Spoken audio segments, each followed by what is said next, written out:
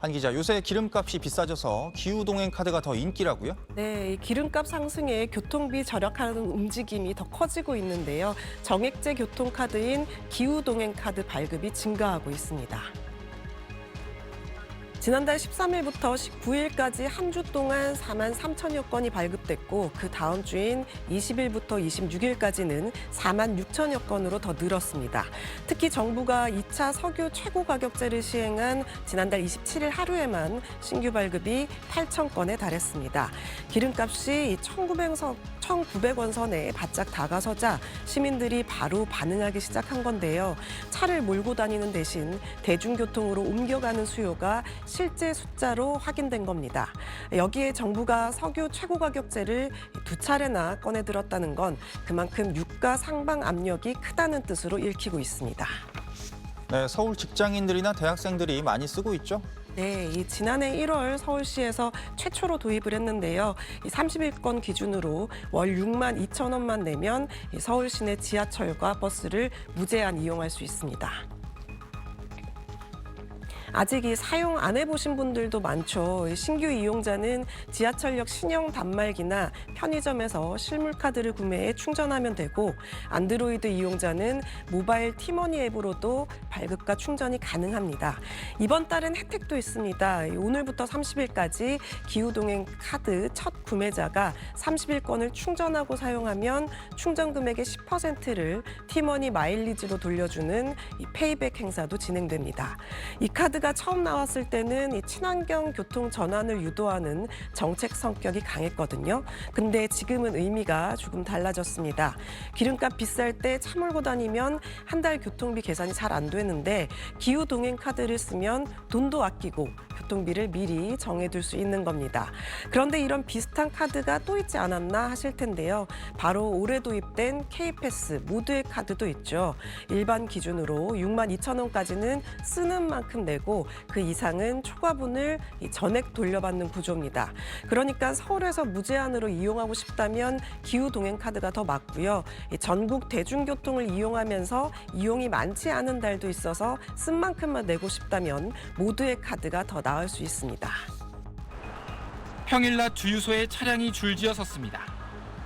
평균보다 싼 가격에 일부러 검색해 찾아온 사람들이 대부분입니다. 쓸데없이 다니는 걸 좀 줄인다거나 하는 그런 건 있죠.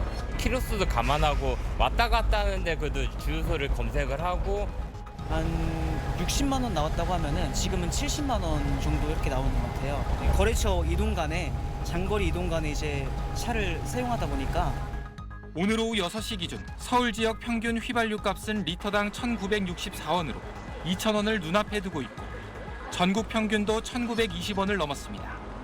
이렇게 오른 기름값은 소비자 물가에 직접적인 영향을 줬습니다. 지난달 소비자 물가는 1년 전보다 2.2% 올라 3개월 만에 오름폭을 키웠는데 석유류가 9.9% 올라 전체 물가를 0.39%포인트 끌어올렸습니다. 경유가 17% 급등해 가장 상승폭이 컸고 등유가 10.5%, 휘발유도 8% 올랐습니다. 석유류 물가 상승률은 우크라이나 전쟁이 발발한 지난 2022년 10월 이후 3년 5개월 만에 가장 높았습니다. 그나마 석유 최고가격제 시행과 채소 등 농산물 가격이 하락하면서 전체 물가 상승세를 억제했습니다. 문제는 중동전쟁 장기화로 국제 유가가 계속 상승하고 원달러 환율이 1,500원을 넘어서면서 이달 물가가 더 뛸 가능성이 크단 겁니다. 항공료 위주로 아마 상승 요인이 발생할 걸로 보이고요.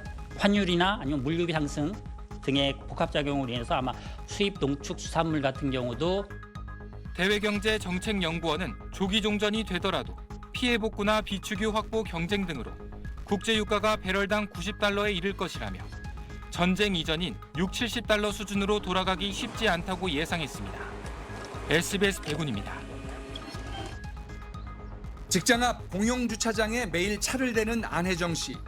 집에서 거리가 먼 데다 대중교통이 불편해 승용차를 이용합니다. 거의 4시간을 출퇴근으로 해야 되다 보니까 근데 차량으로 이동하게 되면 왕복이 거의 1시간 정도.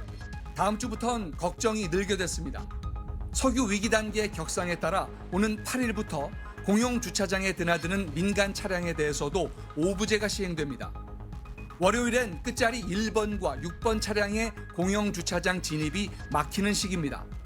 지자체 등 공공기관이 운영하는 전국의 노상 유료주차장 등 3만 곳이 해당되는데 전통시장과 관광지 인근 등 경제 영향이 큰 곳은 지자체가 뺄 수 있습니다.